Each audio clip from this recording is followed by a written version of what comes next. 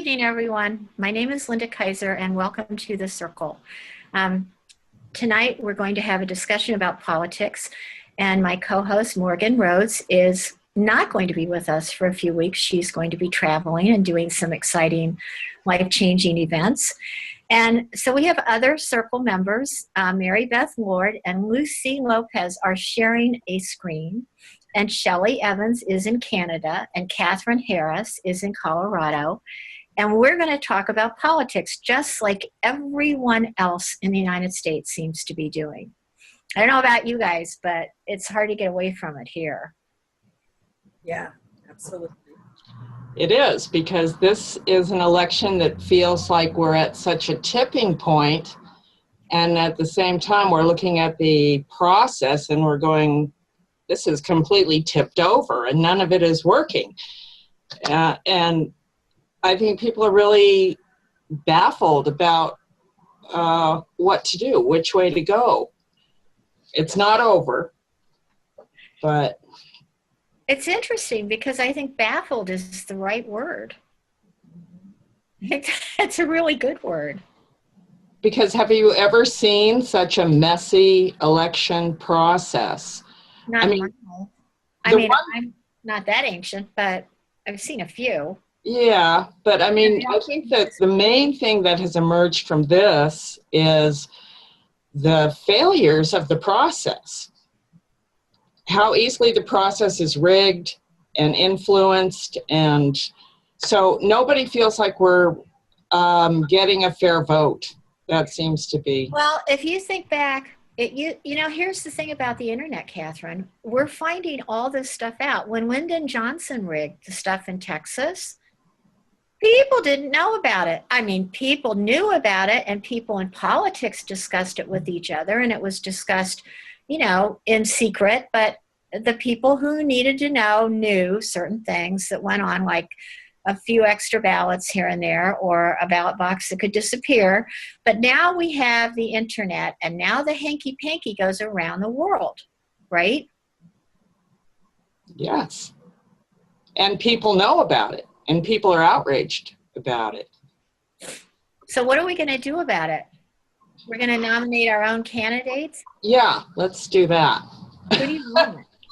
Who would you nominate for president? Well, I don't know for president. I just want Tulsi Gabbard. She's the one who resigned from the Democratic National Convention to support Bernie. So she went against that whole machine. And I understand that she was kind of threatened, and they tried to intimidate her.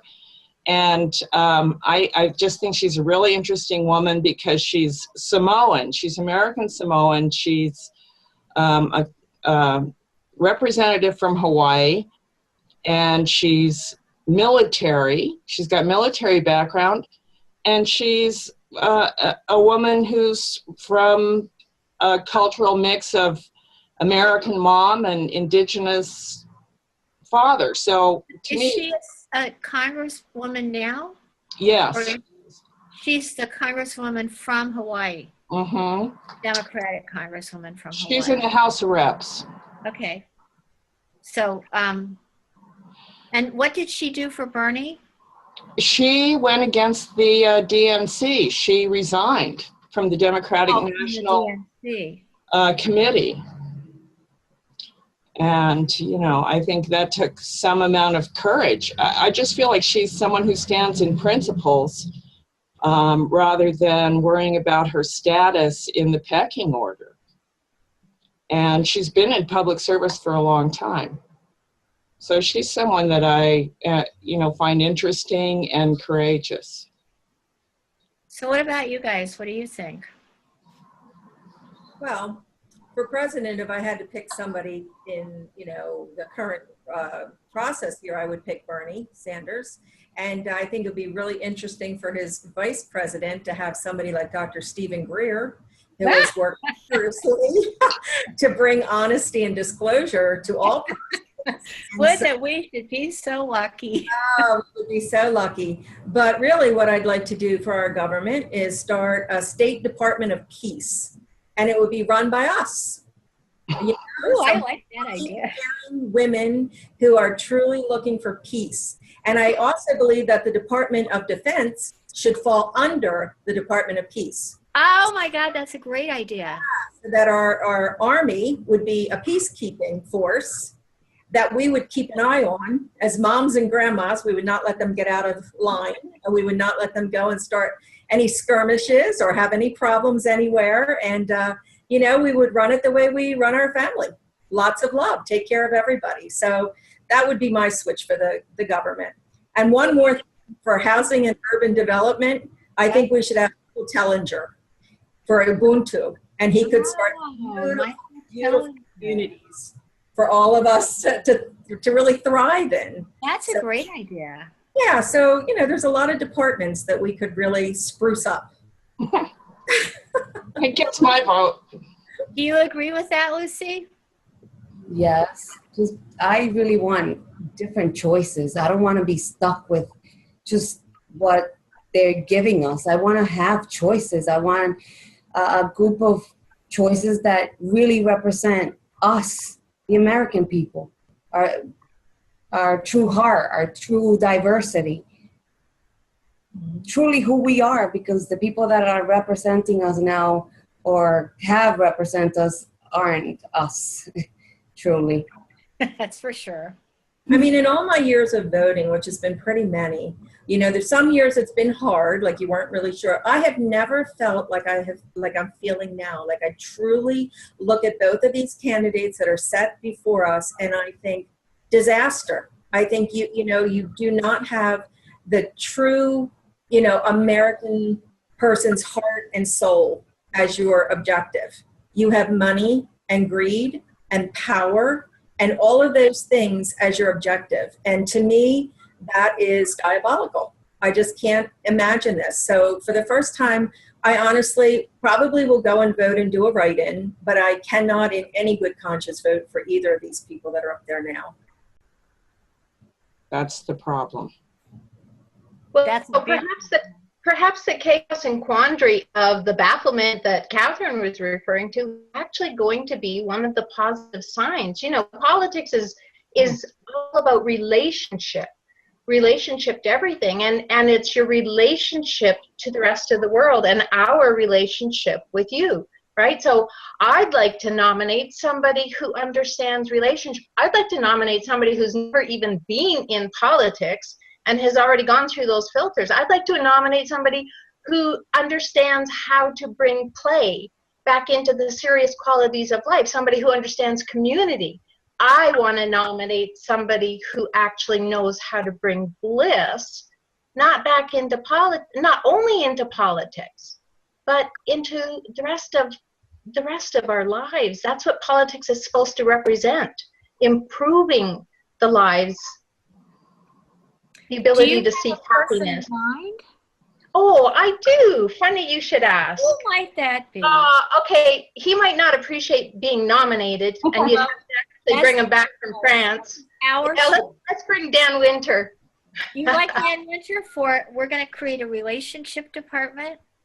Well, I don't know about a relationship, but he could certainly be a consultant on many levels, in many areas. I would agree. I think that's a great idea. Who else are we going to have? Who else do we like? I mean, we don't even have a president, you guys.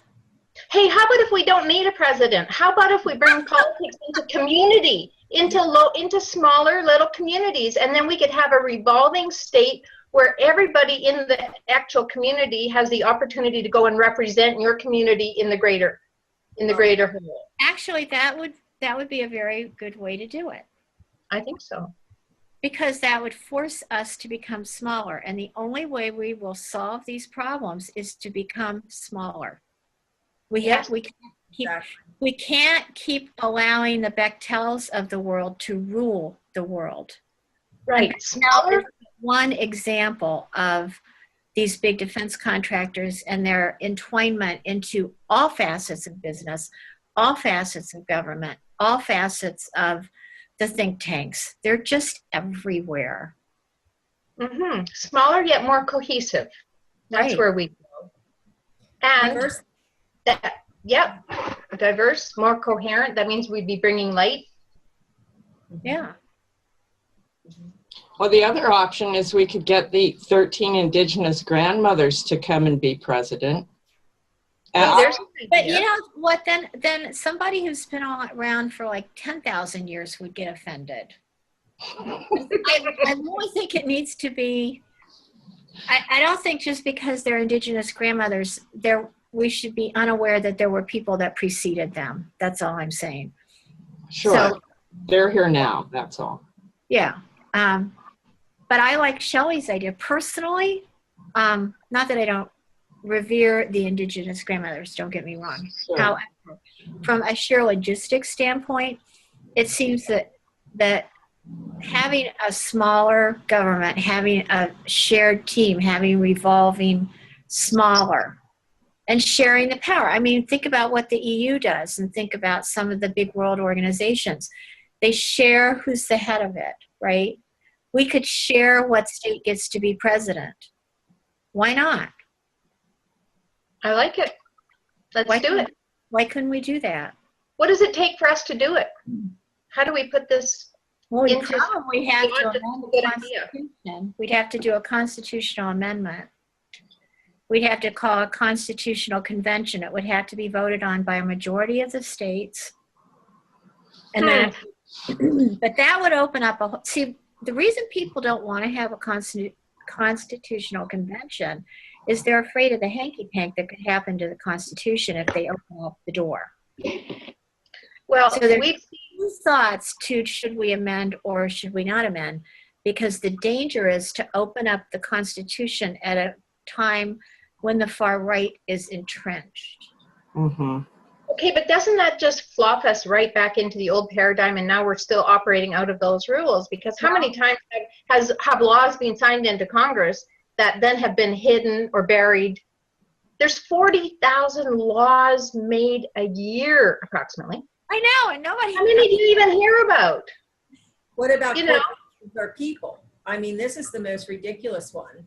When we have these large corporations basically running our government and we are subsidizing them, and you're listening to Alan Greenspan make a statement today about, the way that we get out of this trouble is by looking at entitlements. No, the way we get out of this is looking at large corporations and how we subsidize billions and billions of dollars to them that don't need any subsidies at all. And then you look at the defense spending. It is just utterly ridiculous. Like Linda says, 61% of our taxes goes to the defense. So it's great to talk about, building our government, and I think we should do it. But really, we have some work to do as far as getting some of these corporations out of. One of my reps was here today. Excuse me. I've been like this since I've been outside working in my yard.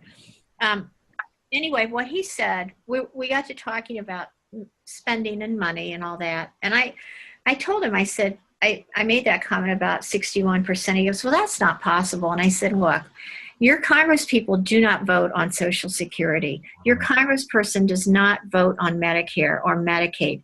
Yes, those are entitlement programs. Your Congressperson does vote on, to increase the interest on the national debt by running out more debt. So I guess they do have a say-so there, which is really screwed up. But what they vote on is money called the discretionary budget.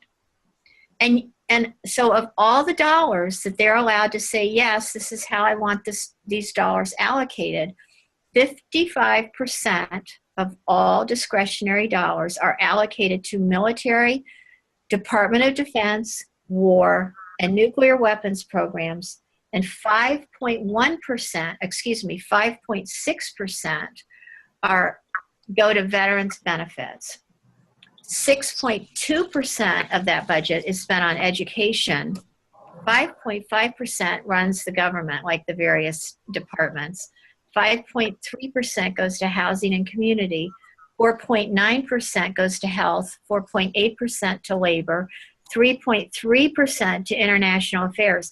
We don't work real hard on that peace budget, okay? Energy and environment gets 3%, science gets 2.5%, transportation gets 2.3%, And the biggest problem we have in this country today is obesity and what kids in school are eating. And we spend 1% of that discretionary budget on food and agriculture. Now, this is crazy. Mm-hmm. It's just crazy. It's crazy. It's crazy. You know what's crazier are the associations. The associations with people, say the CEOs of places like Monsanto, big pharmaceutical companies, big oil. If we were to take a graph and look at who's running these companies and who's running your government, what correlation do we find? I've seen so many graphs I could just pull up and screen share. But Linda, what do you know about that revolving door situation? Well, see, I'm gonna tell you this example. This book that I got is called The Profiteers, and it's Bechtel and the Men Who Built the World. And what was so bizarre about it, I got it because it was on Catherine Austin Phipps' website, and she is a very interesting woman, and I spoke to her at length about some of this stuff. And we were talking about the revolving door and the fact that when I worked in Washington, D.C., it was there, which was prior to her being there. But we have these things called defense science boards. And so a long time ago in 1983, this is when I was there, they got investigated by the Committee on Government Operations. So the Committee on Government Operations is the committee that oversees what goes on in the Department of Defense, right? So this was their finding. Conflict of interest has seriously damaged credibility. Legal and ethical standards to ensure independence and objectivity are ignored. Studies are initiated to support predetermined positions of the Department of Defense. Task force members selected from personal acquaintances, an old boy network within the military-industrial complex, that's how we select, that the interpretation of conflict of interest is so narrow that it is unlikely that anyone could ever be charged with violating the law, that actions by the Department of Defense to date, I think this is 1983, to restore credibility to the Defense Science Board have been primarily administrative in nature and will not result in eliminating favoritism and bias from the board's operation. The Department of Defense is reluctant to recognize the serious nature of these problems, and until they do, there is no hope of restoring integrity and independence to the decision-making process. And so back then, there was this guy named John Foster, and he chaired, I gotta look at this so I get it correct. He chaired 2 panels for the Defense Science Board. One was high energy lasers and one was space-based laser weapons research. At that time, he was the vice president of TRW, who's a major defense contractor. And that company was intimately involved in the Department of Defense laser space technology research and development effort. And he was the former, prior to this, Department of Defense Director of Research and Engineering. And in military jargon, that's called the man who buys the weapons, okay? So he goes through this revolving door. Well, at the same time, Darrell Casper Weinberger was Secretary of Defense, and he had been the president of Bechtel. So then I start reading this book called The Profiteers, Bechtel, and the Men Who Built the World. And it goes on to point out that they've been at this for 73 years. Here's a company in every country. There is no such thing as I like Syria or I like Romania. These companies are in every single country. It's no wonder world politics are all screwed up, right? That's right. I mean, there is no wonder. And this is a private company. It's here's a couple of people who are deeply involved in politics, deeply involved in going through the revolving door. And they work for the Department of Defense, or then they go to work for a congressman as a staffer, or they go to work as a professor at one of the colleges around DC. Or if their party is out of power, they go into one of the think tanks. It just goes on and on and on. So we have to do something that cuts off the money.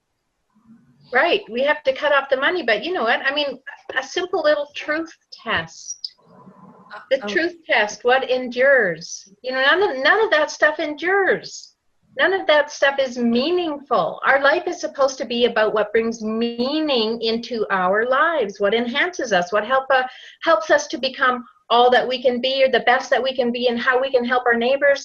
So as long as we're playing all those games, all we're doing is allowing those things to perpetuate and keep us derailed from what really matters. So you know, think that Bradley tank is an important piece of equipment, huh? It's an important piece of equipment if you need that sort of thing. But you know what? If you're only interested in educating and loving your children, if you're interested in providing services, say for somebody who's lost their home, if you're interested in building humanity, the Bradley tank is not all that. No, at all. Do you guys want to hear my idea for yeah? So here's my idea. If we can have a car that if our child gets in the car and they're drunk, or whoever, someone gets in the car and it won't start because you can't pass whatever test they have in the car. It only is sensible to me that in the tanks and the trucks, when we send them to war and send them to these places, we have a kill switch, just like in a car. So if they get stolen by evil people that we don't want to have our tank or our truck or whatever, we just activate our kill switch and then they can't steal our weapons. Well, how about if we just activate the kill switch right now? There was a biblical prophecy about all the weapons being, you know, disabled and being turned into plowshares, I believe was the terminology. Well, actually, in my backyard is a Titan missile. None of you know that. I don't think you've ever seen legs. What are you doing with it? What use is it? Is it just... Actually, here's what happened. I knew a guy who was a sculptor, and he was internationally involved as a sculptor, and every year they had a race in Paris, or somewhere in the world. It was the International Sculptors Race. So these guys had to make a vehicle that could be pulled or pushed. And so what John did is he knew some guys from MIT, and they knew where the government had gotten rid of a Titan missile. So these guys, they get their hands on this Titan missile and they tear it apart and they start making sculpture out of it. And so they would have auctions. You could donate to peace groups and have a piece of a Titan missile. So John had this, he took a motorcycle frame. It looks like a lawnmower. But it's the pump house assembly and part of the rocket, part of the Titan missile, and it has the original Aerojet tag on it with the serial number, the Aerojet general tag on it. And so that's the middle of the lawnmower. So think of it where the lawnmower blade goes on a hand lawnmower. That's the pump house assembly of the Titan missile. Then he took these big pieces of chestnut, I'm not kidding, they're like 4 feet long, and carved legs out of them. And so there are these 2 legs that stick up like this out of the pump house assembly for the Titan missile. And then you pushed it like a lawnmower. So picture this thing getting pushed through the streets of Paris like a lawnmower with this big guy pushing it, and it's the pump house assembly of the Titan missile with its Aerojet general tag on it, and these great big wooden legs sticking out, and its name is Legs, and I bought it, and it's in my backyard. It is my version of Swords into Plowshares. That is beautiful. And did they win the race? I don't remember that part. But this is back when I did so much defense work, you know, so I was really involved. I don't know if there's a picture here of Legs. I'll have to take you guys a picture of Legs. Legs is a total crack up. I don't know if, hang on a second, maybe I can. At least it sounds like a better use for missiles. Yeah. Well, and not only that, you know, it's a better use of your choice. It's a better use of your brain, you know. The thing about this is that nothing's obtained by just wanting, right? Or relinquishing our our power or our choices to somebody else. So isn't that what happens with politics? Aren't we just relinquishing our responsibility to a higher authority and hoping that they're going to do for us?